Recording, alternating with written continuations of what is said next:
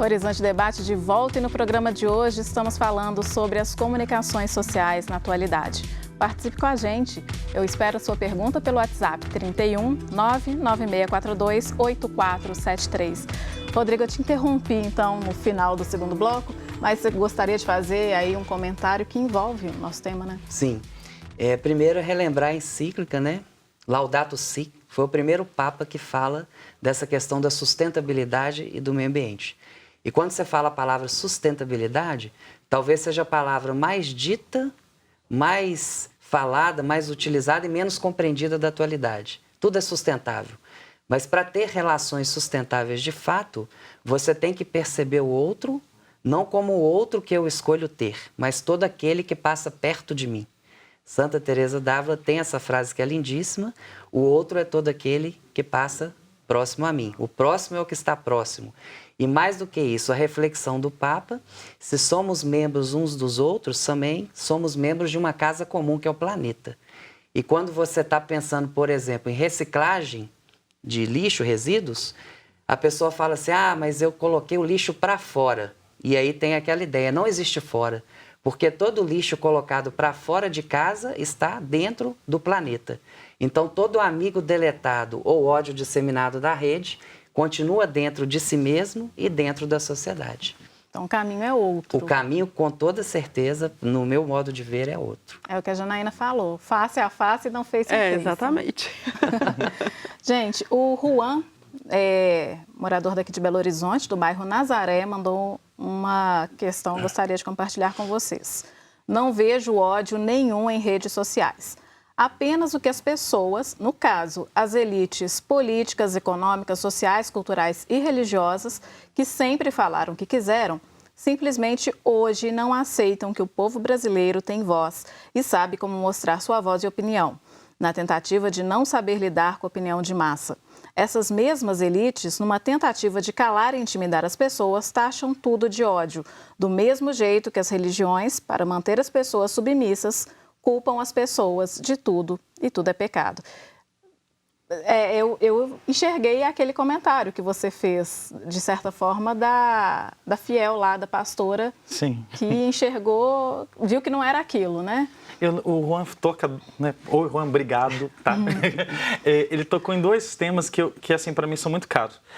Eu gosto, o que eu sou muito entusiasta dos meios de comunicação são a democratização. Todo mundo tem direito a ter voz, todo mundo tem a possibilidade de ser ouvido.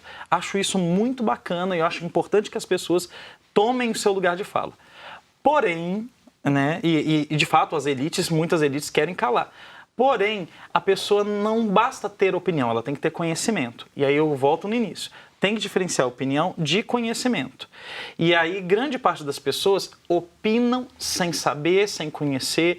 Então, por exemplo, eu vou à igreja, sei lá, desde quando é criança, mas eu tenho conhecimento teológico? A teologia tem um escopo próprio, tem um método próprio. Então, às vezes, eu me arrogo de falar de política, de religião, de qualquer outro assunto, sem um conhecimento. E aí, às vezes, a fonte é Wikipédia, minha fonte é YouTube. Então, existe uma fragilidade argumentativa também. Eu acho sim, existe ódio sim nas redes, eles talvez não seja percebido por muitos, né? Como o Juan falou que não percebe, mas existem pessoas que são mal intencionadas, existem pessoas que querem destruir o outro. E sabe por que tem também muito esse ódio? Porque nós estamos vivendo um radicalismo muito grande. Esse radicalismo nos discursos que nós vemos pela internet.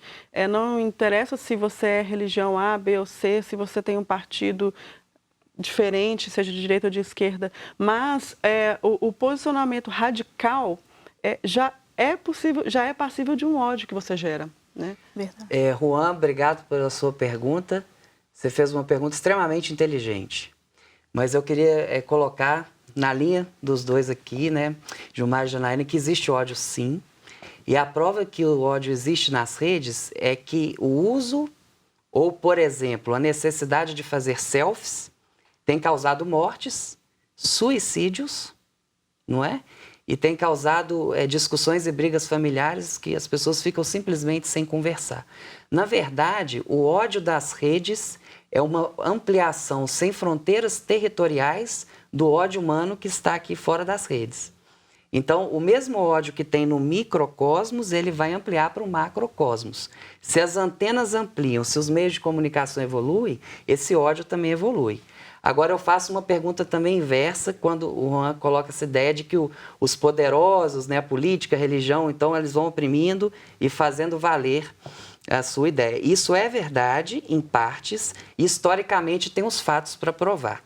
Não precisamos nem entrar nessa questão. Sim. Mas quando as minorias querem impor a força nas redes sociais, por exemplo, um movimento, seja de qualquer uma das minorias, e querem que você aceite goela abaixo. Quando você questiona os poderosos na rede, aquilo é palatável, é aceito, e você tem muitos seguidores ali que te aplaudem. Se você questionar uma minoria, ai de mim, porque aí você vai ser colocado como um preconceituoso, você está fazendo bullying, você está tendo uma atitude criminosa porque você não concorda com X ou Y minoria. Uhum. Então, como é que é isso? Eu acho que o Juan tem razão, mas precisa fazer a reflexão também inversa. Agora, não esquecendo também, o que o Rodrigo falou é extremamente importante, mas eu sempre falo, Ana, todos os lugares onde eu vou, pelo trabalho da igreja ou não, falar sobre comunicação, eu acho importantíssimo nós nos posicionarmos também. Porque muitas vezes nas redes sociais a gente fala assim, não, eu não vou porque vai gerar briga, vai gerar discussão, vai gerar porque fulano pensa diferente de mim, mas é um pensamento meu, assim, eu gosto de me posicionar. Porque com aquilo ali, não é porque você acha que nas redes sociais vai ter um boom de discussão que eu não vou colocar a minha opinião. A minha opinião, ela também pode ser válida. Ela é válida para mim, pode ser válida pelo outro. Se o outro respeitar, nós vamos começar um diálogo ali. Uhum. Né?